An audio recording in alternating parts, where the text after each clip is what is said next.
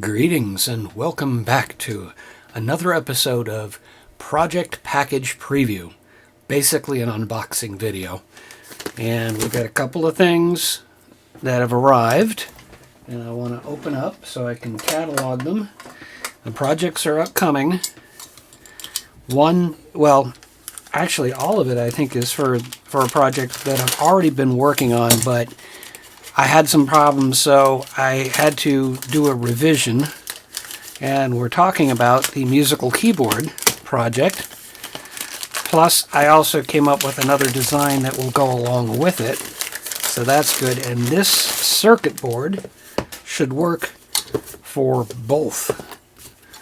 So this should be, if I'm not mistaken, an update to this circuit board here. That is, well, it was the current latest version.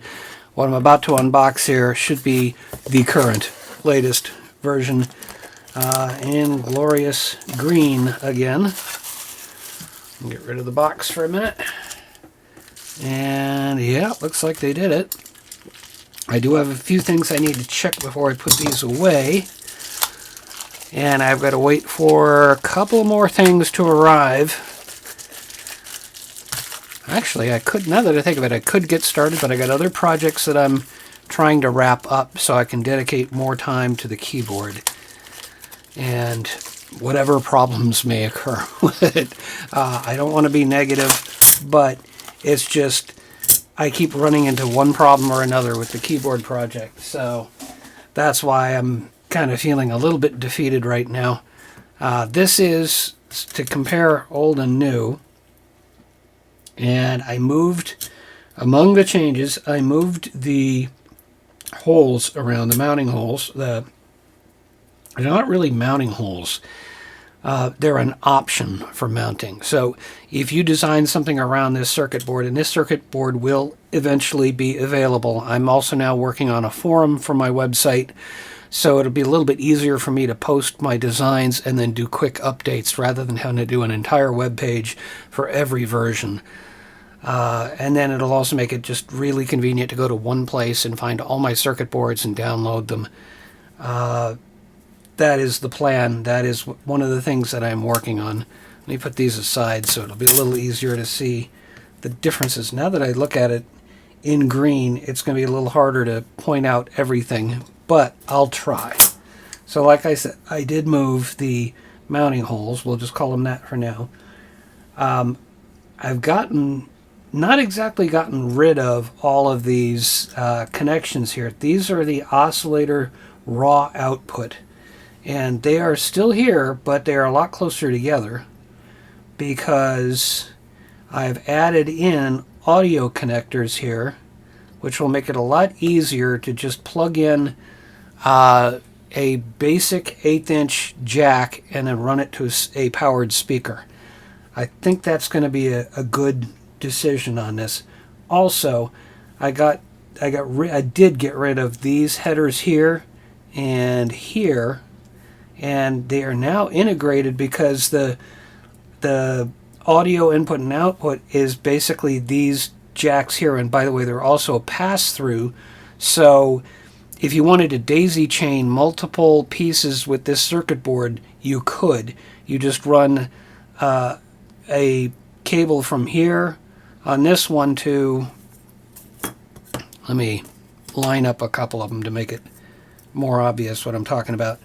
And I'm hoping that that's coming through, but I'll also put up on the screen a rendering of this so it'll be a little bit more obvious what the jacks look like. But basically what I'm thinking is you can output from here and input into there. So this can be an input, but also you can do it the other way around. You could output from here and go into there. Basically they're just connected together. So your mix, as long as all your boards have an output at roughly the same level, then your mix should be good. That is the hope. I have done a lot of changes on this. Another thing, I've added a switch up here for synchronization. That is, if you wanted to have free-running oscillators, in other words, they're not triggered by hitting a key on a keyboard, if you wanted to have free running oscillators, but you need to have them, once you get them all set up and you turn them all on, then this will help them to sync up. So that is a provision for a switch there. And then on each and every one of the oscillators, there is another switch. And that switch is for turning that oscillator on and off. So you could either hit a key on a keyboard or you could flip a switch. Now, trying to flip switches and do music with that, that's going to be a little bit crazy. The project coming up is basically a metronome project. So if you can imagine having multiple settings on the metronome at different speeds, then each one of them has a switch. But also, it occurred to me, why not have them switch at the same time? You could have something that is running at 1 cycle per second and something that's running at 2 cycles per second. You can have them both running at the same time. So instead of just getting tick, tick, tick, tick, you're going to get a tick, tick, tick, tick, tick, tick, tick, tick. Actually, that's not exactly 1 cycle per second, I know, but also 1 cycle per second is 1 full cycle. So actually, you're going to get 2 ticks in that cycle. But without dwelling on it too much, I'll go into it when I get to the metronome project. There are switches for each one of these oscillators. So you can either, now that I think of it, oh yeah, they're kind of in parallel with the switches that are down on this header here, which is the same header that I had on the blue board here. So that connects to the actual keyboard. So you can still do the keyboard, but you can also, I suppose if you wanted to, you could literally have a keyboard and have switches, and you could just say, instead of holding a finger down on one particular key forever, you just flip the switch, and there you go. So it was just ideas that I had, and also, the other major, the motivation for changing this. The old unit had a single variable resistor down here for fine tuning. That was a good variable resistor that had a 30 turn capability, so you could really dial it in really nice and tight. Problem is that it had this itty bitty, that I had to use this tiny little screwdriver bit to tune it, and the problem was I was having to like hold wires here while I was testing, because I didn't want to solder them on permanently. Hold wires here while I was trying to get this screwdriver on here and start tuning an oscillator, and it just became so clunky. So I decided, all right, that's why I've got the power and the audio jacks now, and I've bought those materials, and I've changed it to 2 of the more standard sort of trim pots that you see a lot. They only like 3/4 of a turn, a little over a half a turn, but by having 2 of them, I can have a coarse and a fine, and then you can get close to dialed in, and then you can dial it in even tighter. So hopefully that will be enough. There's also there's still a total of 3 resistors making up R2, so that will allow you to get you close to begin with, with the first resistor, and then the second resistor could either be a regular resistor, 1/4 watt inline through-hole resistor, or it can be the trim pot. You have a choice there, and then down when you get to the fine, it's going to be the trim pot. So that's a lot of talking about this, but it took a lot of work to decide what all needed to be done to make this work right. So there's one more package, and this one just came today as I'm recording this, and if I'm not mistaken, this should be some LEDs, but with a bit of a twist.